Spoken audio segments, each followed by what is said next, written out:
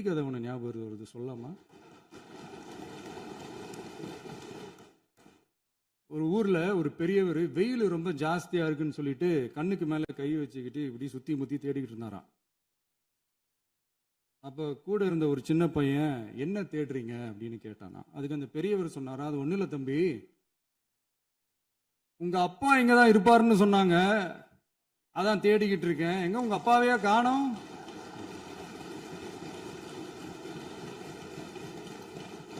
இல்ல, அந்த எங்களுக்கும் நக்கலா நையாண்டியா சம்பந்தம் இல்லாத குட்டி கதை இதெல்லாம் எங்களுக்கும் பேச தெரியும்.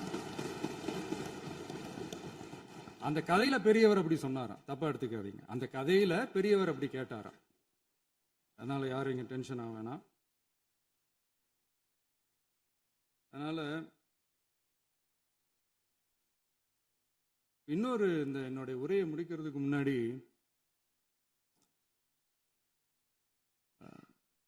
போயிட்டாங்க, பேசலாமா? உங்க கருத்துக்களை நீங்க முழுமையாக மன நிறைவோடு பேசலாம். டிவியில் பார்ப்போம். சரி, அதான் 5 நிமிஷம் பேசுனதுக்கே கொளத்தூரி இந்த ஆட்டம் அடிச்சு பேசுனா அப்புறம் என்ன பண்றது? கடைசியா நான் இந்த உரையை முடிக்கிறதுக்கு முன்னாடி ஒரு முக்கியமான ஒரு விஷயம் பத்தி சொல்லணும். ஆளுநர் உரை அன்னைக்கு இந்த தமிழ் தாய் வாழ்த்துக்கு அப்புறம் தேசிய கீதம் பாடினது தப்பு, தேசிய கீதம் 2 முறை பாடினது தப்பு,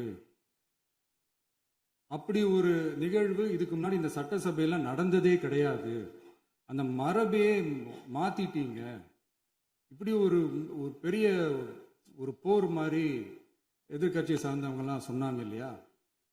அந்த மாநில உரிமை போராளிகளை, அந்த மரபு காக்கிற உரிமை போராளிகளை ஒரே ஒரு கேள்விதான் கேட்கணும். 2021 ஆகஸ்ட் 2 ஞாபகம் இருக்கா? Centenary celebration of Tamil Nadu legislature. அந்த ஃபங்க்ஷன்ல நம்ம முன்னாள் முதலமைச்சர் கருணாநிதி அவர்களோட கலைஞர் அவர்களுடைய கலைஞர் அவர்களுடைய புகைப்படத்தை மாண்புமிகு குடியரசுத் தலைவர் திறந்து வைக்கிற ஒரு ஃபங்க்ஷன். அந்த ஃபங்க்ஷன்ல national anthem followed by Tamil Thai Vazhthu அப்படின்னு அறிவிச்சது ஞாபகம் இருக்கா? அதாவது தேசிய கீதத்துக்கு அப்புறமா 2வது முறையா, நோட் திஸ் பாயிண்ட் மாண்புமிகு பேரவைத் தலைவர் அவர்களே, பிளீஸ் நோட் திஸ் பாயிண்ட். தேசிய கீதத்துக்கு அப்புறம் 2வது முறையாக தமிழ் தாய் வாழ்த்து பாடப்படும் அப்படின்னு சொன்னது ஞாபகம் இருக்கா? அதுவும் முத்தமிழ் அறிஞர் அப்படின்னு சொல்ற நம்ம கலைஞர் அவர்களுடைய அந்த புகைப்படம் வெளியிட்டு விழாவில் அவர் இருந்த இதே சபையில தமிழ 2வது இடத்துக்கு தள்ளினது யாருன்னு ஞாபகம் இருக்கா?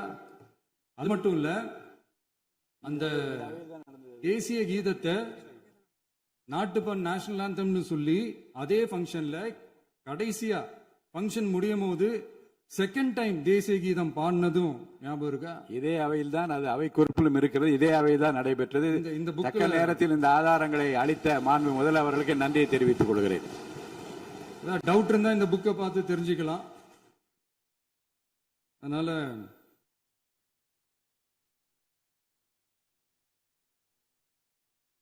இதெல்லாம் கேட்டா என்ன சொல்லுவாங்கன்னா, அது ஜனாதிபதி கலந்துகிட்ட ஃபங்க்ஷன், அதெல்லாம் அப்படிதான், அதெல்லாம் கண்டுக்க கூடாது அப்படின்னு சொல்லுவாங்க.